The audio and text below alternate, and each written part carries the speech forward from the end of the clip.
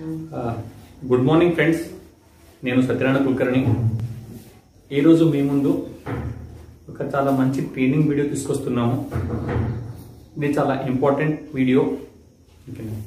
ఎందుకంటే ఎప్పుడైతే మీ business start చేసిన తర్వాత బిజినెస్ పెంచడానికి ఒక లిస్ట్ ప్రిపేర్ చేసిన తర్వాత జనాల్ని కాంటాక్ట్ చేసి ఇన్వైట్ చేయాల్సి ఉంటుంది. చాలామంది ఈ ప్రాసెస్లో ఎన్నో రకాల తప్పులు చేసిన తర్వాత బిజినెస్ పెరగడం లేదని, డబ్బులు రావడం లేదని, గ్రో అవ్వట్లేదని చాలామంది ఈ అవకాశం నుంచి బయటికి వెళ్తూ ఉంటారు. ఇవన్నీ చూసిన తర్వాత ఒక సొల్యూషన్ రూపకంగా ఈ వీడియో తీసుకొస్తున్నాము. ఈ వీడియోని మీరు జాగ్రత్తగా విని అర్థం చేసుకొని ఈ వీడియోలో చెప్పిన విషయాల్ని మీరు గుర్తుపెట్టుకొని రాసుకొని దానికి ఇంప్లిమెంట్ చేసినట్టయితే మీరు మీ టీం రాబోయే కొన్ని రోజుల్లోనే మీ యొక్క టీంని చాలా పెద్ద టీంని క్రియేట్ చేయొచ్చు. తద్వారా మంచి డబ్బు సంపాదించి ఏదైతే ఉద్దేశంతో బిజినెస్లో వచ్చారో అవన్నీ కూడా మీరు ఫుల్ఫిల్ చేసుకునే అవకాశం మీకు కలుగుతుంది. అదేంటో చూద్దామా? దీంట్లో కొన్ని చేయాల్సినవి ఉన్నాయి, కొన్ని చేయకూడదు ఉన్నాయి. ముందు చూద్దాం ఆ చేయాల్సిన చేయకూడనియో ఏంటనేది. Dos and don'ts. First point, invite over a call. Phone use చేసినే ఇన్విటేషన్ చేయాల్సి ఉంటుంది. కానీ చాలా మంది ఏం చేస్తుంటారు, no face to face invitation. చాలా మంది జనాల్ని ఎక్కడ పడితే అక్కడ, ఎక్కడ కలిస్తే అక్కడ డైరెక్ట్ ఇన్విటేషన్ ఇస్తుంటారు. ఎగ్జాంపుల్ పెళ్లిలో కలిసారు, రోడ్ పైన కలిసారు, ఎక్కడైనా కలిసినప్పుడే అప్పుడే మొదలు పెడతారు. నేను మొన్న ఒక బిజినెస్ మొదలు పెట్టాను, చాలా బాగుంది, నువ్వు కూడా వస్తే బాగుంటుంది. ఆయన ఎన్నో క్వశ్చన్ అడుగుతాను, సమాధానం చెప్పుకుంటూ పోతారు అక్కడే. ఓకేనా? అంత సగం ఇన్ఫర్మేషన్. ఆ తర్వాత ఎప్పుడు కూడా మళ్ళీ జీవితంలో అయినా మళ్ళీ మీ కాల్కి రెస్పాండ్ అయినా బిజినెస్ చూడడానికి రాడు. దానికి బెటర్ ఆప్షన్ ఏంటంటే మీరు ఫోన్ కాల్ పైన మీరు మాట్లాడినప్పుడు ఆ కాల్ మీ కంట్రోల్లో ఉంటుంది. ఓకేనా? కాబట్టి దాన్ని ఈజీగా మ్యాచ్యూర్ చేయొచ్చు. రెండు విషయానికి వస్తే, use script or take appliance help initially.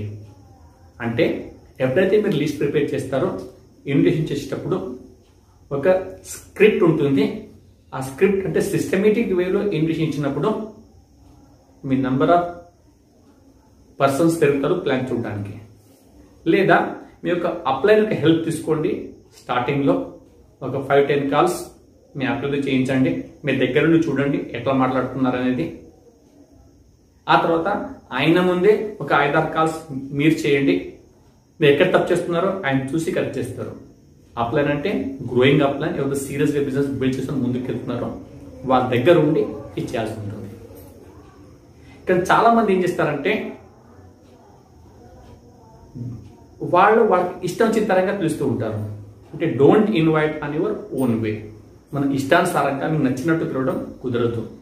అప్పుడు ఏమవుతుంది, ఆ కాల్ చూసిన తర్వాత మీరు రాంగ్ వేలు యూటింగ్ చేయడం ద్వారా ఓకేనా వాడు అసలు బిజినెస్ చూడకుండానే దూరమయ్యే అవకాశం చాలా ఎక్కువ ఉంటుంది అన్నట్టు. ఇంకొంచెం ముందుకెళ్తే ఓకేనా, use the words like project, business, ఇంకా ఇన్కమ్ ఆన్ ఎక్స్పెండిచర్. ఎప్పుడైతే మీ ఇన్విటేషన్ వెళ్తుందో ఆ ఇన్విటేషన్లో ఈ వర్డ్ ఖచ్చితంగా ఉండాలి. ప్రాజెక్టు, బిజినెస్, ఎక్స్పెన్సెస్ ఇన్కమ్ కింద ఎలా కన్వర్ట్ చేయొచ్చు అనేది. ఓకేనా? కానీ ఇక్కడ ఇంకో ట్రిక్ ఉంది.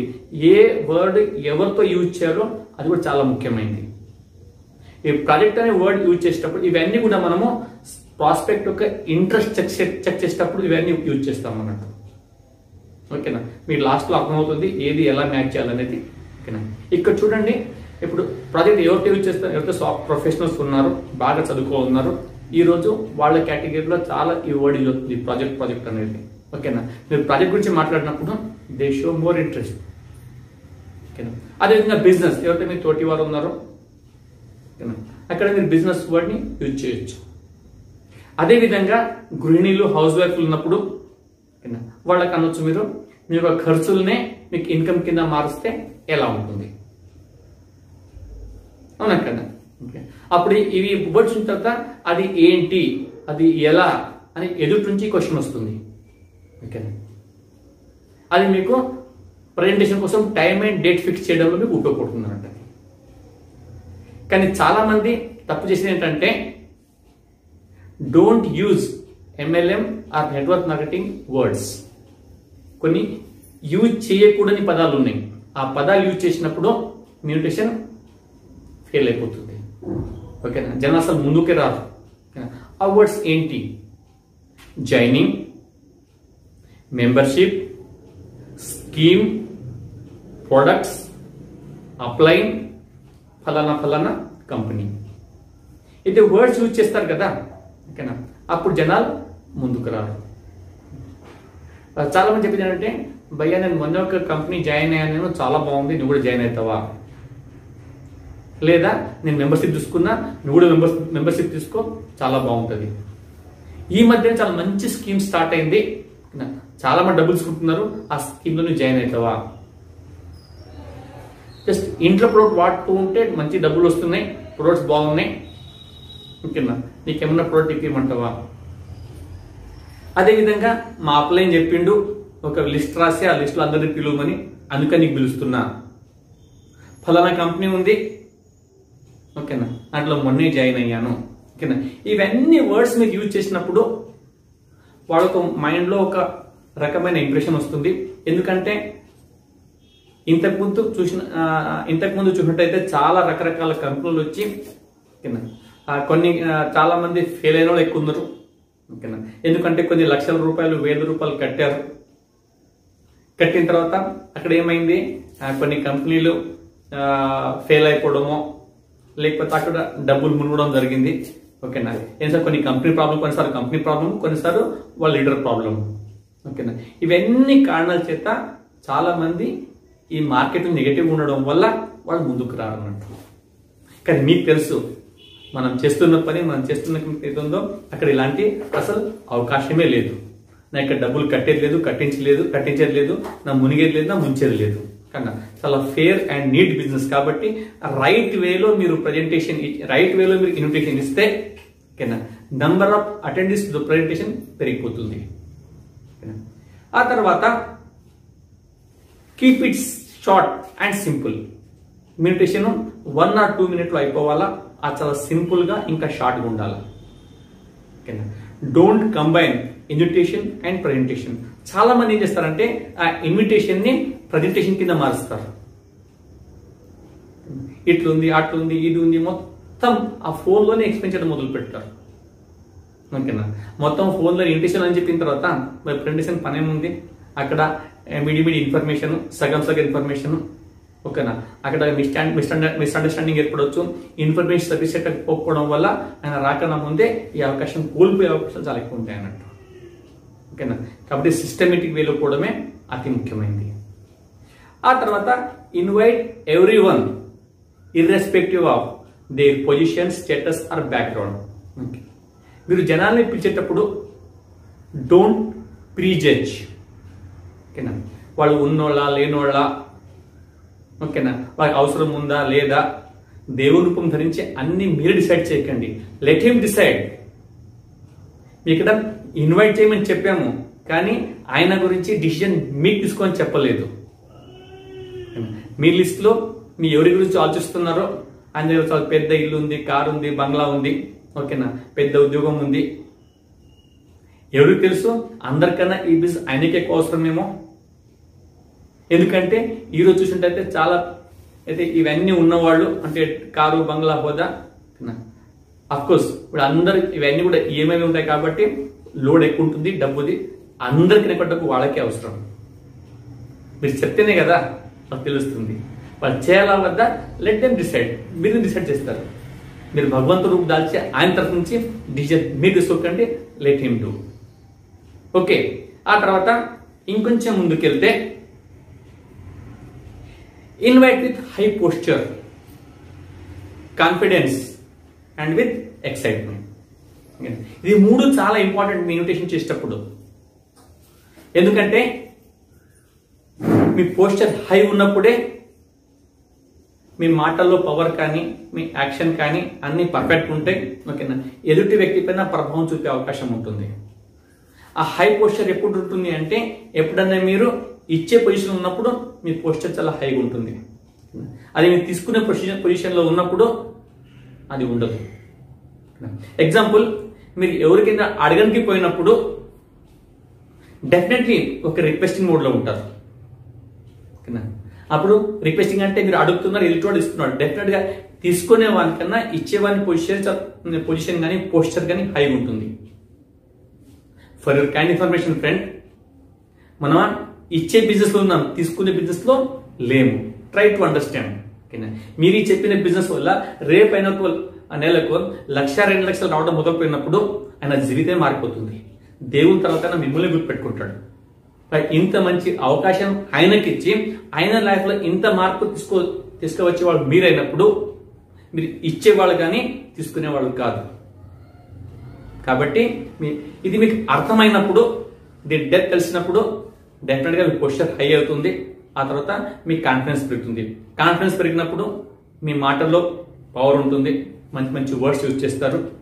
ఓకేనా? ఆ తర్వాత ఎక్సైట్మెంట్ లెవెల్ ఆటోమేటిక్గా పెరిగిపోతుంది. అంటే ఎనర్జీ కొంచెం ఎక్కువైపోతుంది నార్మల్ కన్నా. ఆ ఎక్సైట్మెంట్ చూస్తే అర్థమవుతుంది, అరే ఈయనకేదో చాలా మంచి అవకాశం దొరుకుతుంది కాబట్టి ఎంతైనా ఉత్సాహంగా మాట్లాడుతున్నాడు. లాస్ట్ టైంకి ఈ టైంకి డిఫరెన్స్ ఉంది మాటల్లో అని. అది ఎప్పుడు వస్తుంది? ఒక మంచి అవకాశం చేస్తున్నప్పుడే కదా. కానీ ఇక్కడ చాలా మంది మిస్టేక్ చేస్తుంటారు. ఓకేనా? ఎందుకంటే వాళ్ళ దగ్గర తీసుకుంటున్నాము, అడుగుతున్నాము అని ధోరణిలో పోయి వాళ్ళకు రిక్వెస్టింగ్ మోడ్లో వెళ్ళిపోతారు. వాళ్ళు ఏంటంటే, భయ్యా కొంచెం టైం తీస్తే బాగుండే, టైం ఇస్తే మంచిగా ఉండే, నాకు ఎప్పుడు రమ్మంటావు, అవునా కదా? ఇవన్నీ రిక్వెస్టింగ్ వర్డ్స్. ఓకేనా? దీంట్లో అర్థం అయిపోతుంది, నాది ఏదైనా అవసరం ఉంది కాబట్టి ఇట్లా అడుగుతున్నాడు. ఓకేనా? నేను చూస్తా చేస్తా, నాకు టైం లేదు, తర్వాత చూద్దాం, మళ్ళీ ఫోన్ చేయి. ఓకేనా? ఇవన్నీ ఎక్కడ రావడం మొదలవుతాయి అన్నట్టు. ఓకేనా? 2-3 సార్లు ఈ విధంగా ఫోన్ చేసినప్పుడు నెక్స్ట్ టైం మళ్ళీ ఫోన్ కూడా లేకపోవచ్చు. అరే ఇది చాలా పెద్ద అవసరం ఉన్నట్టుంది, న్యాయం జరిగింది అనేది. అప్పుడే ఆయన బిజినెస్ రావడం పక్కన పెట్టి మీరే బిజినెస్లోకి వెళ్ళిపోవాల్సి ఉంటుంది అన్నట్టు. ఓకేనా? ఆ తర్వాత అందుకని ఒక ఇంపార్టెంట్ మాట చెప్పబోతున్నాను. మీ ఇన్విటేషన్ ఇచ్చేటప్పుడు create a fear of losing something.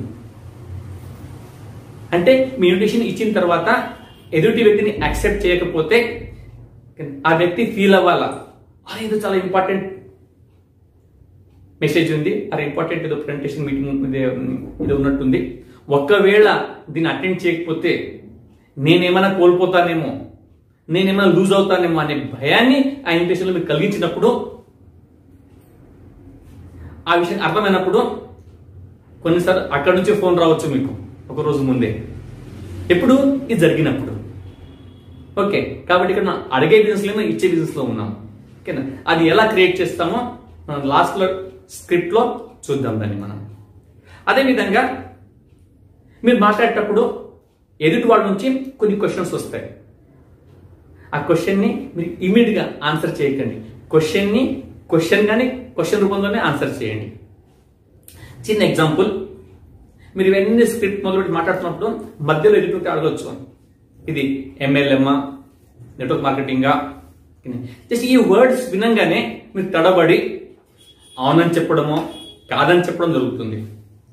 అవును అన్నప్పుడు అది ఏ కంపెనీ ఏముంది మొత్తం సిచ్యువేషన్ ఆయన కంట్రోల్ వెళ్ళిపోతుంది. ఆయన అడుగుతుంటే చెప్తూ ఉంటారు మీరు కాదు అంటే అబద్ధం మాట్లాడైపోతుంది.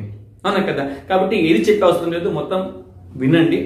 ఒక 2-3 సెకండ్స్ పాజ్ తీసుకోవచ్చు, కొంచెం ఆగండి. ఆ తర్వాత మన ప్రణాళిక ఏంటి? క్వశ్చన్ని మళ్ళీ క్వశ్చన్ వేయడం. ఎగ్జాంపుల్ MLM-ఆ నెట్వర్క్ మార్కెటింగ్ అన్నారనుకోండి, అప్పుడు మనం అడగొచ్చు, దీంట్లో మీకు ఏమైనా అనుభవం ఉందా? ఇంతకుముందు నెట్వర్క్ మార్కెటింగ్ ఏదైనా చేశారా మీరు? అప్పుడు మీ కంట్రోల్లో టాక్ ఉంది, ఆయన జవాబు చెప్తుంటాడు, నేను ఈ కంపెనీ చేశాను, అది చేశాను, ఇది చేశాను, ఇంత కట్టాను, నిన్న మోసపోయాను. ఓకేనా? మా బ్రదర్ కట్టాడు, మా మామయ్య కట్టాడు, ఇందులో కష్టపడడం ఏమీ రాలేదు, లేదా చాలా బాగా చేశాము మేము, మంచి డబ్బులు వచ్చినాయి కానీ కంపెనీ బంద్ అయిపోయింది, ఏదైనా కావచ్చు. ఆయన ఎక్స్పీరియన్స్ ఏదంటే చెప్తారు అన్నట్టు. మొత్తం జాగ్రత్తగా వినిన తర్వాత అప్పుడు మీరు చెప్పొచ్చు దానికి రైట్ వేలో. ఓకే టగా దాని తగ్గట్టు మీరు చెప్పొచ్చు. ఇలాంటి అక్కడ ఏం లేదు. ఇక్కడ డబ్బు కట్టే సమస్య లేదు కాబట్టి మునిగే ఛాన్స్ లేదు, నా మునిగేది లేదు, నా ముంచేది లేదు. అందుకే అంటున్నాను, మనం కూర్చొని డీటెయిల్గా డిస్కస్ చేసినప్పుడు అప్పుడు ఆలోచిద్దాం మనం చేయాలా వద్దా అనేది. అందుకనే కదా నేను ఇన్విటేషన్ ఇస్తున్నాను, కలిసి మాట్లాడదామని. ఇంకో దాంట్లో ఒకరు అడిగారు అనుకోండి, దీంట్లో ఏమన్నా సేల్స్ ఉంటాయా, సేల్స్ ఉంటుందా?